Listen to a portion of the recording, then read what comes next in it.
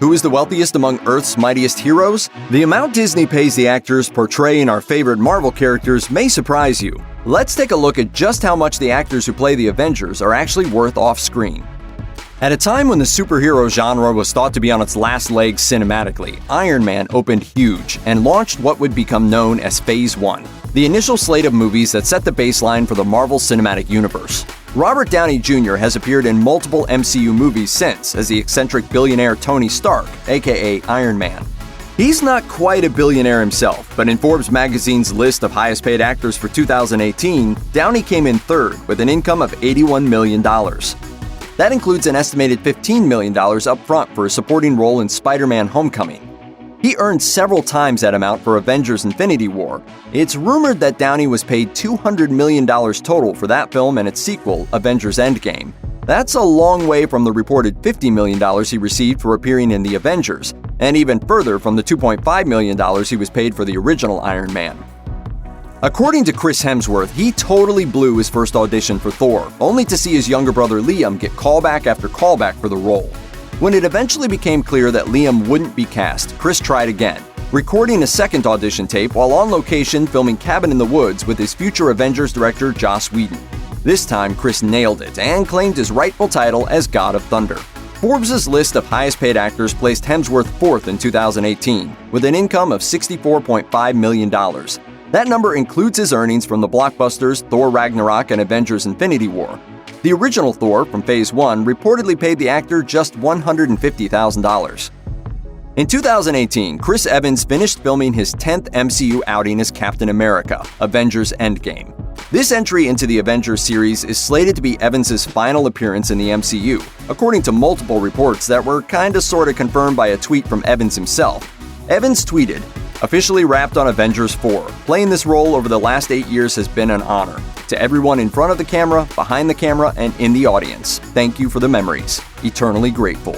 Evans leaves the role considerably wealthier than he was when he started. He was paid $1 million for Captain America: The First Avenger in 2011, but in 2018, Forbes listed him as the 10th highest paid actor in the world. He reportedly earned $34 million over the preceding year, largely from portraying Steve Rogers in Infinity War and Avengers: Endgame. Thanks for your service, Cap. Scarlett Johansson has appeared in multiple Marvel films, but will finally get the largest payday of her career with her leading role in the upcoming Black Widow standalone movie.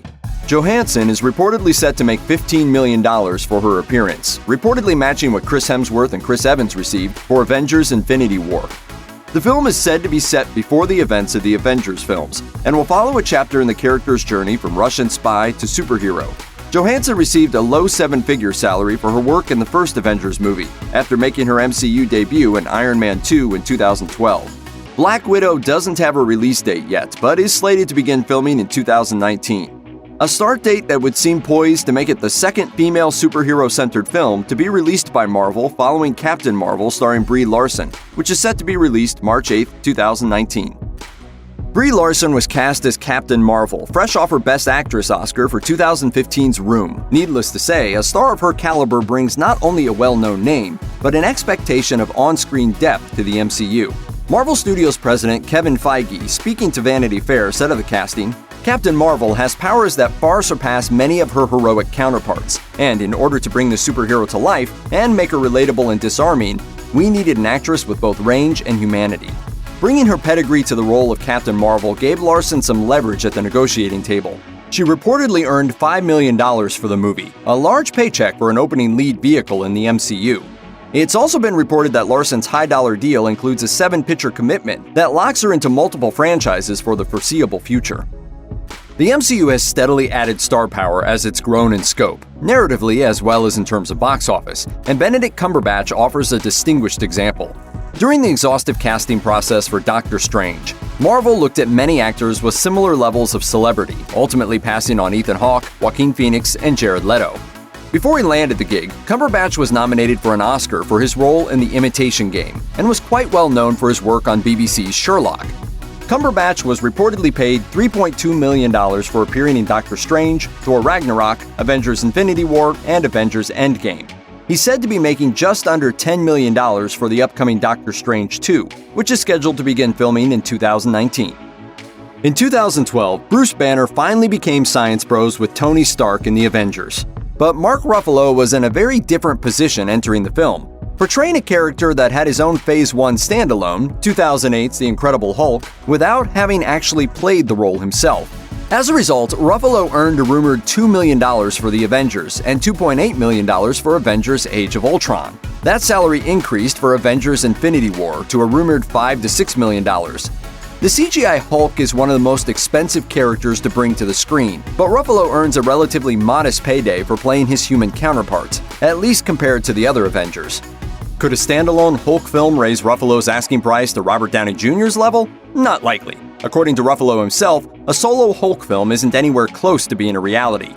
Following a D23 panel in 2017, Ruffalo commented on the subject, putting the rumors to rest. A standalone Hulk movie will never happen. Because Universal has the rights to the standalone Hulk movie, and for some reason, they don't know how to play well with Marvel. Ruffalo added that he only has 2 or 3 years before he's too old to even play the Hulk. Most of the Avengers signed contracts for at least 6 movies. It's been said that Jeremy Renner's contract covers 6 films minimum, likely with a solo movie in there somewhere.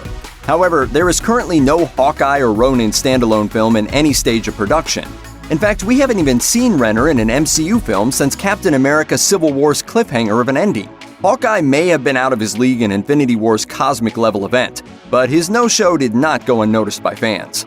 Kevin Feige said of the internet's interest in the glaring absence of the linchpin Avenger, "I love that people go from, oh, Hawkeye is just lucky to be there, to, oh, where is he? He's not there? What's going to happen? We need Hawkeye. We want more Hawkeye." For the first Avengers film, Renner was rumored to have made at least $2 million, with a bump up to a rumored $6 million for Age of Ultron. We can assume that after taking Infinity War off, Renner is likely in line for another pay raise and his hotly anticipated return to the franchise in Avengers Endgame. And then there's that rumored Hawkeye TV show, potentially in the works for Disney's upcoming streaming service, Disney+, which could see Renner as Barton training the next generation of Avengers Archer, and likely getting a nice payday for his troubles.